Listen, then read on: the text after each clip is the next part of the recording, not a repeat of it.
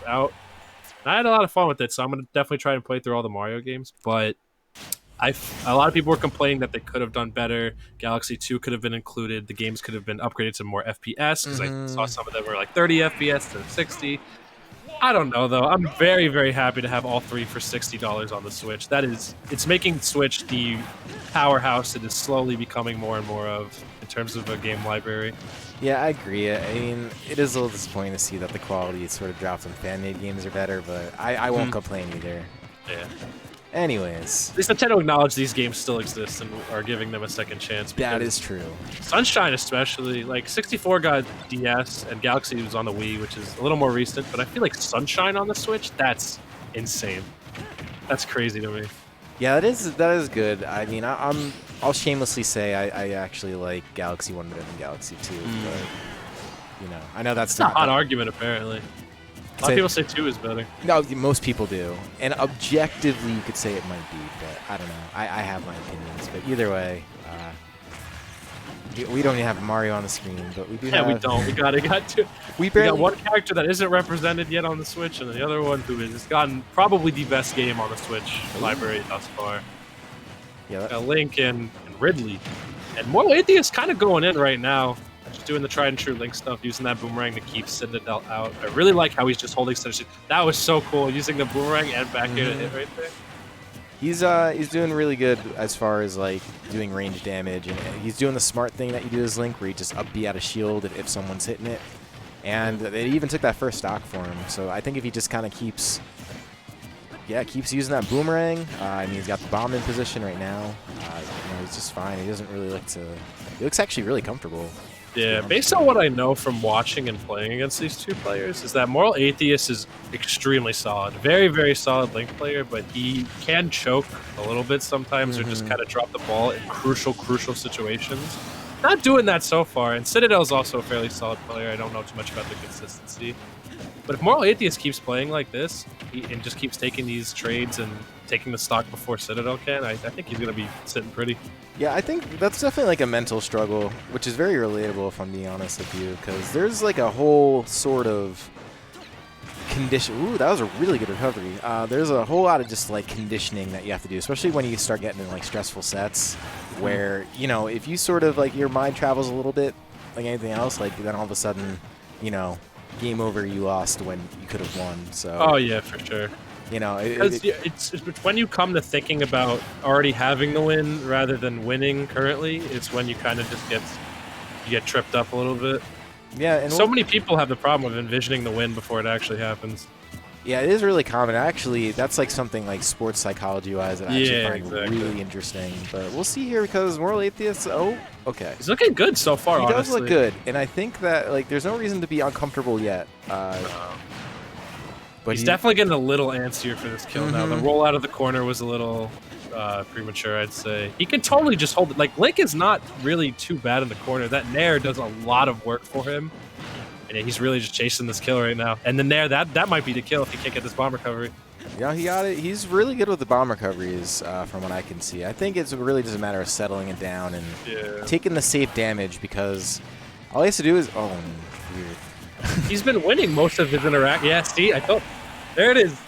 No, there it is. It was there. No. Anyways, I mean, well played by Citadel. Speaking of, like, you know, the mental game, he kind of just hung in there because that wasn't really looking good for him for most of the game. Yeah, no. He wasn't taking it slow. Like, he kept kind of just running into a lot of what MoralAtheist was throwing out a lot of the time. I felt like if he walks and takes the matchup a bit slower, he'll be able to get in a lot easier without losing interactions. But Ridley's also like a tank. If he hits you off stage, that Nair can cover a lot of space that Fair can. There's a lot of options that Ridley has to kill pretty quickly. Yeah, I think just keeping the game paced the way Moral wants it is going to be how he probably wins this next game. And, you know, don't be shy to spam the projectiles. That's what you do as Link. He's got the tools, because I think we did kind of start to see a little bit less projectile towards the end of the game. Yeah, that's a great point, actually, right there. Like, he was winning and taking most of those stocks because he just kept back. He was waiting for the kill to come to him most of the time, and he got up Bs off of it and stuff. Towards the last stock there, he started rushing and pacing a little bit more than he should have. He went for up B misses. He went for dash attack in neutral, which is always super duper risky. I feel like just maintaining your composure and consistency are two very, very important things, especially when you're playing a character like Link, who just kind of operates off of a lot of chip damage. Yeah, because like Link's boxing tools aren't very good outside of like Nair, if you want to call that a boxing If you tool. would call it a boxing tool, yeah. The thing, you know what I mean? Like, everything else he has, like F tilt, really slow. Up tilt, not that fast, and also you got to kind of reverse it. Okay, that was crazy. But you wouldn't see a lot of Link players go for that, that's for sure. No, I appreciate a good sort of rogue up B because that move is actually really kind of borked sometimes. Mix-ups are kind of hype. Yeah, Hey, absolutely. Citadel, though, gonna net that first stock with that up smash there. You really have to be careful on platforms against Ridley, because he can just destroy you off of it. Yeah, dude, Ridley's got some really strange hitboxes as I'm watching this. He really does.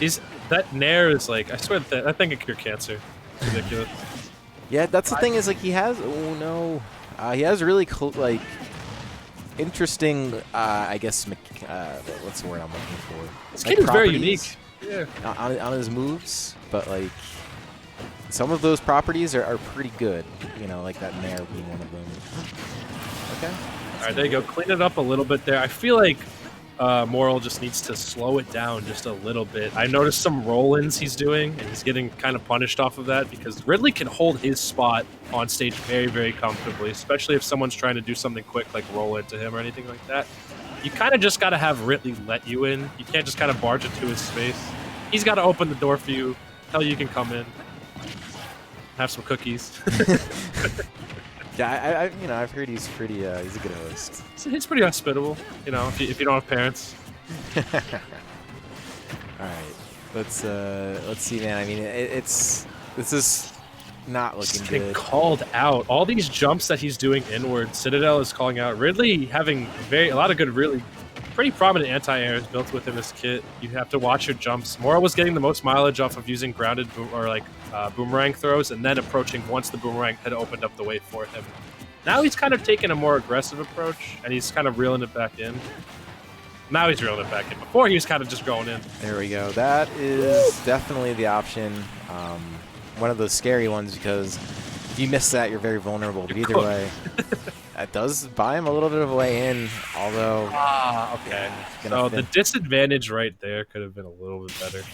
And Ridley has a no-fly zone area. Like, my son does not want you landing your plane on his strip. You gotta get to ledge. Because Moral could have easily held out and just retreated with like a Nair or something and then used up B, because Ridley doesn't have a lot of tools to take Link out while he's recovering.